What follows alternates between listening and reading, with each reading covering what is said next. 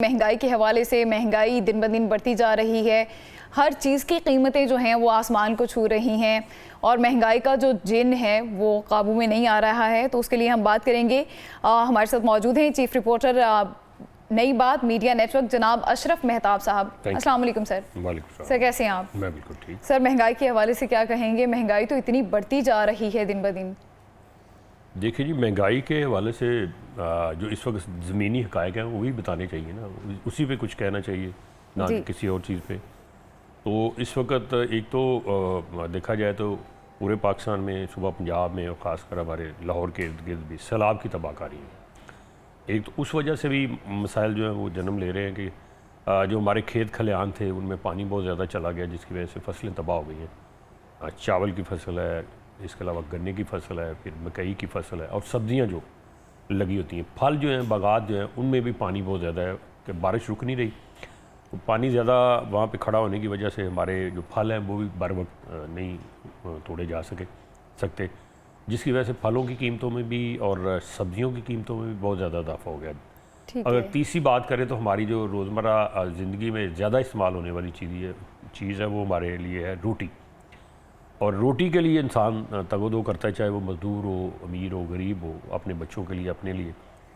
तो वो बड़ा एक मसला बना हुआ है कि पहले जो आटा 3-4-5 माह जो है सस्ता रहा और 1400 रुपये में 20 किलो का थैला मिल जाता था 70 रुपये किलो में, तो वो अब बहुत महंगा हो गया है सॉरी। और गुज़श्ता 2 दिन से वो बाज़ार में दस्तयाब भी नहीं है। अच्छा। और उसकी वजह यह है कि मिल मालकान की और हुकूमत की आपस में कोई अनबन हो गई है रेट के ऊपर कि गंदम वो कह रहे जी बाज़ार में, मिल मालकान का कहना है कि बाज़ार में गंदम जो है बहुत महंगी हो गई और वो को तकरीबन 3600 रुपये 35 रुपये मन पे ले रहे हैं, जो कि 22-23 पहले आम थी और मिल वाले कहते थे 2400 में वो ले रहे थे, 2450 में। ठीक है। तो वो कहते हैं जब हम इतनी महंगी गंदम लेंगे तो फिर आटा कैसे सस्ता दे सकते हैं। तो हुकूमत ने फिर उनके साथ कोई बातचीत की है, जिसके बाद कोई अभी मेरी बात हुई है उनसे, तो उनका कहना है जी मामला तय पा गए हैं। अच्छा। अब वो 1400 वाला आटा जो है वो कह रही जी 1810 रुपये में मिलेगा, क्योंकि सरकार ने रेट मुकर्रर कर दिया। और रोटी की कीमत क्या होगी? रोटी की कीमत तो फ़िलहाल 14 रुपये ही है, लेकिन आज उनका भी इजलास है 5 बजे। अच्छा। और उन्होंने धमकी दी हुई है कि जी देखें 1400 रुपये का जब आटा था 20 किलो का, तो हम 14 रुपये की रोटी दे रहे हैं। अच्छा। अब अगर आटा जो 23-2400 में चला गया बाज़ार में, तो हम तो वहीं से लेके इस्तेमाल कर रहे हैं या मिल से लेके इस्तेमाल कर रहे हैं, तो वो जो रेट होगा उस हिसाब से हम रोटी करेंगे। और उन्होंने अल्टीमेटम दिया था और उसके ऊपर हुकूमत नाराज़ हुई थी। उन्होंने कहा जी फिर देखेंगे, हम तो इतना नुकसान हर रोज़ तो नहीं कर सकते। मज़दूर जो तंदूर वाला है तो वो भी तो उसमें बहुत ज़्यादा अमीर आदमी तो नहीं है। बिल्कुल। तो अगर जब आपने 1400 रुपये में आटा किया, हमने 1400 रुपये रोटी कर दी, 14 रुपये की रोटी कर दी। अगर 16 की होता है आटा तो 1600 में तो 16 की होगी, 1800 रुपये में होता है तो 18 रुपये की होगी। और अगर हमें 2400 में जो मिल रहा था, हमने पिछले कोई 15-20 दिन, 1 महीना नुकसान किया, तो उसका कौन अदाला करेगा। लेकिन हुकूमत जो है ना वो नहीं तैयार, वो कह रही थी 14 की दें। हुकूमत का मौक़िफ़ ये है मिल मालकान भी नहीं तैयार और पिस अवाम रही है। हाँ, और दूसरा ये कि अब वो कह रही 14 में दें। उनका किसी हद तक ये जवाब दुरुस्त है कि आप रोटी तो 14 में दे दें, बाकी चीज़ें इतनी महंगी जो बेच रहे हैं। हाँ। जब आटा सस्ता हुआ तो मैदा भी सस्ता हो गया, तो आपने नान को सस्ता किया उस लेवल पे। नान तो 25 रुपये पे रखा, जबकि कीमत 20 रुपये मुकर्रर की थी, ये 25 रुपये बेच रहे हैं। क्या है कि रोटी सस्ती की जाए, नान अपनी कीमत पे ही रहे। नान को हुकूमत समझती है या आम जो है ये तंदूर वाले समझते हैं लग्जरी आइटम है। यानी नान, कीमे वाला नान, चीज़ वाला नान, फिर वो आलू वाला नान, फिर सादा नान, फिर वो तिलों वाला नान, कई किस्में हैं ना इसकी। अब जो इससे हट के ऊपर आलू वाला नान है, यानी नान वो बहुत ही महंगा है। लोग खाते हैं। हाँ। और रोटी गरीब खाते हैं। इसलिए रोटी सस्ती कर दी जाए। हाँ। और नान जो है क्योंकि लग्जरी में आता है तो इसलिए उस पे ऊपर उनको कोई फिक्र नहीं है, ना ही उसका वो रेट मुकर्रर करती है गवर्नमेंट। लेकिन सादा नान का मुकर्रर किया था वो भी इन्होंने नहीं दिया, 25 रुपये में देते रहे हैं। 20 रुपये उसकी कीमत मुकर्रर थी, 5 रुपये एक नान में। और वज़न का भी आपको पता है हेरा फेरी होती रही है, रोटी में भी होती है और नान में भी होती है। कई जगहों पे आप देखें वो रोटी जो है ना वो छोटे बच्चे नहीं खाते, जो टिक्की जिस क्या कहते हैं उसको, तो छोटी सी, हाँ, अक्सर बच्चों को दी जाती है। उससे साइज़ के थोड़ी सी बड़ी होती है, तो कहते हैं जी ये उतने में देंगे हम। तो ये दोनों तरफ से ही ये जो ना जो नाइंसाफ़ियाँ हो रही हैं, जिसकी वजह से आवाम पिस रही है। अब चीनी का हाल देख ले, चीनी पहले 100 रुपये में किलो थी 1-1.5 साल पहले, फिर वो उसको चीनी के जो माफियाज हैं, माफिया मैं इसलिए कहता, कहना तो नहीं चाहिए, कारोबारी लोग हैं, लेकिन एक कारोबारी बंदा जब आप एक जो जायद मुनाफे से जब ऊपर जाता है और वो चाहता है कि रातों रात मैं बोरियां भर लूँ पैसों की, रुपयों की, तो फिर उसको माफ़ी कहना चाहिए।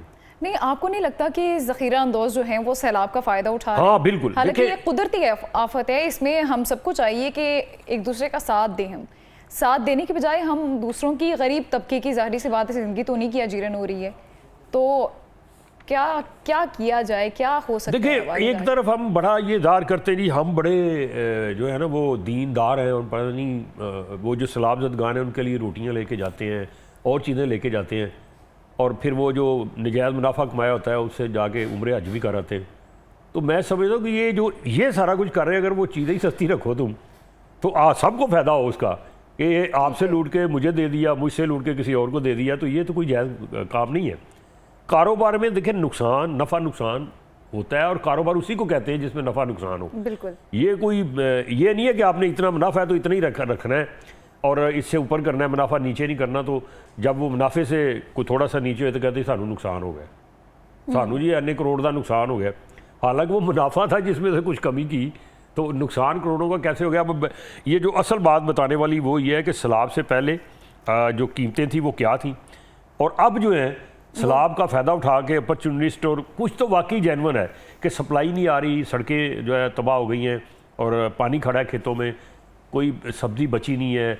अब ये आने वाले दिनों में आप देखेंगे जब ये फसल आएगी चावल की, तो चावल का भी मसला बनेगा, क्योंकि काफ़ी हद तक चावल जो जितने अदलात हैं ना चावल के, वो सब में पानी आया हुआ है। आप गुजरांवाला, हाफिजाबाद, ये मंडी बहाउद्दीन, सियालकोट, गुजरात, ये बाकी जो एरियाज़ हैं, ये चावल के बने तरने एरियाज़ कहलाते हैं, और इन्हीं में सबसे अच्छा बासमती जो हम खाते हैं वो चावल होता है, और बाकी भी हम एक्सपोर्ट भी करते हैं। मुझे ये बताएं कि आप सारी ये जो जिम्मेदारी है ये सैलाब पे डाल रहे हैं, आपको नहीं लगता कि हुकूमत का इसमें कुछ ना कुछ हाथ है?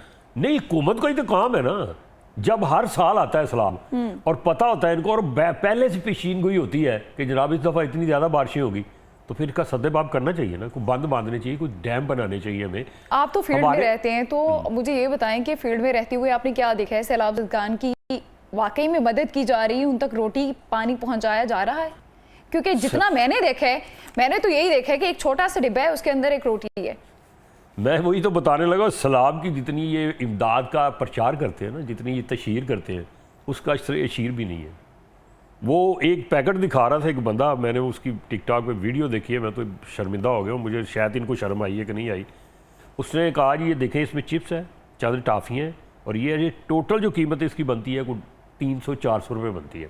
अच्छा। और वो 2000 रुपये उसकी कीमत रखी हुई थी, यानी कि वो जो खाचा मारा गया है, सरकारी बाबुओं ने मारा या सियासतदान जिसने मिल के मारा है, 2000 रुपया, और 500 भी उसकी कीमत लगा ले, 1500 रुपया सैलाब के नाम पे ये जो अपॉर्चुनिस्ट हैं, ये नजायज़ मुनाफाखोर हैं, या जो भी सरकारी बाबू हैं, उन्होंने लूट रहे हैं। तो हुकूमत को नहीं पता कि ये क्या हो रहा है।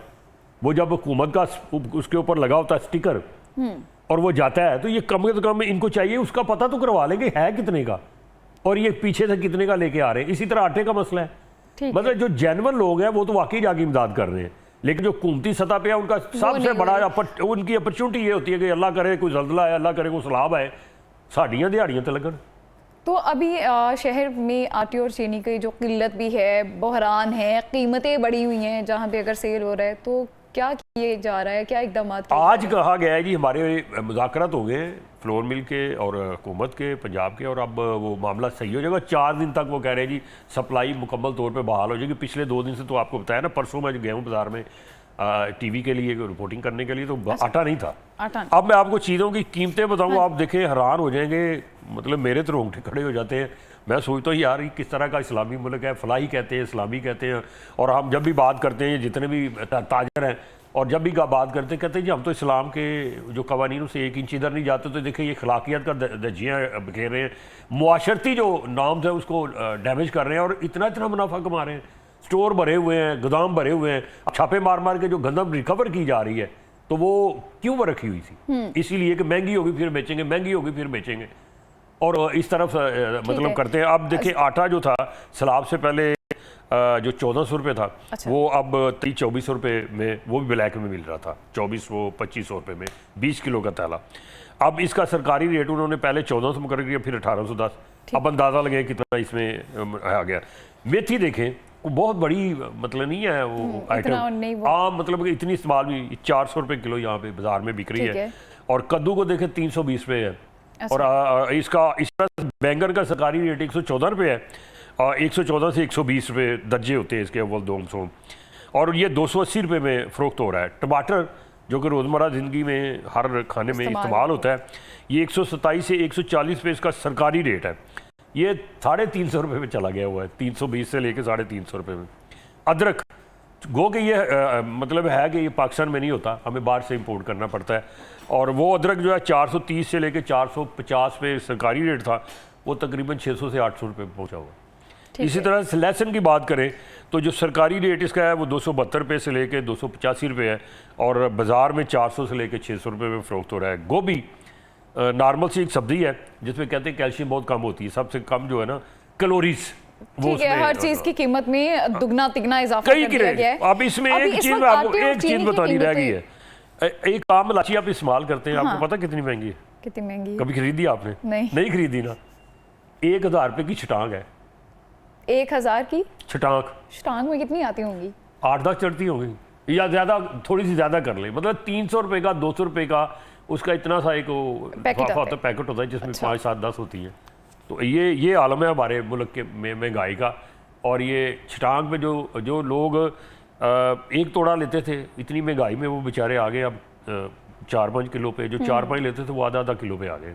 ये आलम हो गया है। और हुक्मरानों की याशियाँ देखें, प्रोटोकॉल देखें, उनके सलाब में जा रहे उन लोगों की मदद करने जो बेचारे तबाह हो चुके हैं। उनका माल मवेशी, उनके बच्चों के जो चीज़ें थी, बेटियों के जहेज वो जो ले गया बहा के, वो जो सैलाब है, और उनके बच्चे भी बह गए हैं, मवेशी भी बह गए हैं कईयों के। उनके पास जा रहे हैं, 2-2 करोड़ रुपए की गाड़ी है और डाले हैं और पता नहीं क्या कुछ है, और शानो शौकत और इतना प्रोटोकॉल, और वो अपनी उनकी तरह देखें लुक कैसी है उनकी। तो ये हमारे मुल्क का यही अलमिया है कि जो वसाइल है उनका रुख नहीं हो रहा है। इसी टॉपिक पे आएंगे, लेकिन मुझे ये बताएं कि शहर में जो आटे और चीनी की किल्लत है, इसको किस तरह से दूर किया जाएगा? इसको इसी तरह से दूर किया जाता है कि जब ये मिल मालकान ये कहते हैं, प्रेस कॉन्फ्रेंस में इन्होंने कह दिया था कि जी आप हमारे पास 15 लाख चीनी, पिछले साल सीजन की बात करूं, 15 लाख टन चीनी हमारे पास इजाफी है, तो हुकूमत को चाहिए कि हमें बरामद करने की इजाज़त दे, यानी बाहर भेजने की। ठीक है। और हुकूमत को डॉलर चाहिए, हम डॉलर कमा के देंगे। अच्छा। और उनसे हमने सवाल किया जी ये ना हो कि आप जब इजाज़त दे दे हुकूमत और चीनी जो है बाहर जानी शुरू हो जाए, यानी आप बरामद करें तो यहाँ कीमत भी बढ़ जाए और शार्टेज भी, कहते हैं जी कभी नहीं हो सकता, हम गारंटी देते हैं नहीं होगा। तो फिर ऐसा ही हुआ कि हमने वो जो 5-7 लाख टन चीनी, 7-7.5 लाख चीनी बरामद की थी, उसके बाद ये आलम देख रहे हैं ना, जो 100 वाली चीनी थी आप इस वक्त वो 210-20 में भी नहीं मिल रही। सरकारी रेट 175 रुपये है उसका, यानी 100 रुपये की चीनी में इन्होंने पहले 40% इजाफा किया, 140 की वो फिर इसको लेके गए 172 रुपये, अब 175 रुपये उसकी सरकारी कीमत। यानी वही चीनी जो मुकामी गन्ने से पैदा होती है, बाहर से कोई चीज़ नहीं आके, कोई खाम माल बाहर से नहीं आके पड़ता जी, बड़ा महंगा है इसलिए महंगी हो गई है चीनी। और उसके अंदर से ये कई कुछ निकालते हैं, राब निकालते हैं, शीरा निकालते हैं, और वो जो फोग होता है ना उससे बिजली पैदा करते हैं। अब वो चीज़ें जो है ना उसका कैलकुलेट नहीं करते उसके अंदर के ये भी इसी का हिस्सा था, हमने बीच में से निकाल लिया, तो कम से कम चीनी से नहीं है। बहुत कम है, तो मुझे ये बताइएगा कि हुकूमत और सरकारी बाबुओं के नाम पे कोई एक पैगाम। देखिए जी, मेरा तो एक ही पैगाम है कि अल्लाह ताला ने आपको इज़्ज़त दी, अल्लाह ने आपको ओहदा दिया, मर्तबा दिया, और आप चूंकि आपके नाम के साथ लगता है पब्लिक सर्वेंट। अच्छा। और इसका मतलब आपने व्हाट्सएप से भी सुना होगा, मैं भी सुन रहा था वहाँ बैठ के, मुझे आप बता दें। और इसका मतलब होता है नौकर, यानी कि अवाम का नौकर। यहाँ उल्टी गंगा बह रही है, यानी ये अवाम इनकी नौकर है, ये उनके अफसर हैं, यानी अफसर हैं, बादशाह हैं। तो इनको एक ही है कि आपको बेहतरीन तनख्वाह मिल रही है, आपको घर मुफ्त मिला हुआ है 17 से ऊपर, या बाकी आपको गाड़ी मुफ्त मिली हुई है, आप पेट्रोल मुफ्त ले रहे हैं, आपके घर के बिल वो हुकूमत अदा करती है, आपको नौकर चाकर दिए हुए हैं, आपको ठंडा दफ्तर दिया हुआ है, हर चीज़ दी हुई है। तो खुदा का खौफ कर लें, कुछ तो इस अवाम पे रहम करें, और पॉलिसियाँ ऐसी बनाएं कि जिससे अवाम को फ़ायदा हो। ये लेकिन चूँकि जिस बंदे ने ना चीनी जिस बंदे ने ना पेट्रोल खरीदना है, ना गाड़ी खरीदनी है, ना घर का उसको फिक्र, ना बिजली का, ना बिल का, वो तो यही कहेगा यार ये की है जड़े गरीब है कपड़े पागल रोड शोर कर दे, पैगाम हो गया। जरा हुकूमत के बारे में कोई एक पैगाम हुकूमत के लिए भी। हुकूमत के लिए यही है कि जब आप नारे मारते हैं, जाते हैं वोट लेने, और सबसे बड़ा नारा आपको होता है कि हम अवाम को रिलीफ देंगे, हम अवाम की खिदमत के लिए हैं। सियासत को बादल समझ के कर रहे हैं तो फिर वो किधर जाती है आपकी इबादत? आप सियासत देख ही रहे हैं ना किस तरह की हो रही है, यानी कि पॉइंट स्कोरिंग हो रही है, हिज़्ब इख्तिलाफ तनकीद कर रही है हुकूमत पे, जिस इस्लाम में ये हो गया, वो ये कर रहे हैं जी, ये सियासी स्कोरिंग कर रहे हैं जी, ये हम पे तनकीद कर रहे हैं। कोई मीडिया वाला तनकीद करता है तो वो बुरी लगती है इनको, तो ये बुरी नहीं लगनी चाहिए। आप भी उसी तरह खादम और अवाम है, जैसे आप कहते हैं और नारे लगाते हैं, तो आप रिलीफ, लफ्ज़ रिलीफ जो है ना उसको रिलीफ ना समझे, आप हकीकत में रिलीफ देने की कोशिश करें। आप अवाम को पता चले, अवाम बताए कि जनाब वाकई हमें रिलीफ का। जिस तरह 4 महीने आपने आटा सस्ता रखा, सप्लाई बहाल रखी, तो फिर क्या हुआ? गंदर आप कह रहे थे जी बम्पर क्रॉप है, वाफर मकदार में फिर गई किधर वो? ठीक है, तो फिर इसका बर वक्त जो है ना इंतजाम करना चाहिए। और जो सब्जियाँ या अशिया खुरनोश नहीं यहाँ पैदा होती, उनको बाहर से मंगवाना है। तो जब ये सैलाब की सूरत हाल होती है, यहाँ पे भी हमारी फसलें तबाह हो जाती, तो आपको चाहिए कि जब पता है कि हर साल आना है, तो आप इसको पहले मैनेज क्यों नहीं करते? आप कमेटी को ऐसी क्यों नहीं बनाते वफाकी सतह पे, ताकि जो चीज़ें पता है कि शार्ट होनी है, सैलाब के अंदर ये होता है, ऐसे ऐसे होता है, तो उसको बर वक्त मंगवाया जाए ताकि यहाँ शार्ट ही ना हो। और यहाँ की जो अगर सूरत हाल है तो यहाँ की जो सप्लाई चेन है उसको भी बेहतर करें ताकि वो मार्केट में चीज़ें सप्लाई चेन को बेहतर करना चाहिए। बहुत शुक्रिया आपका, आपने अपना कीमती वक्त दिया।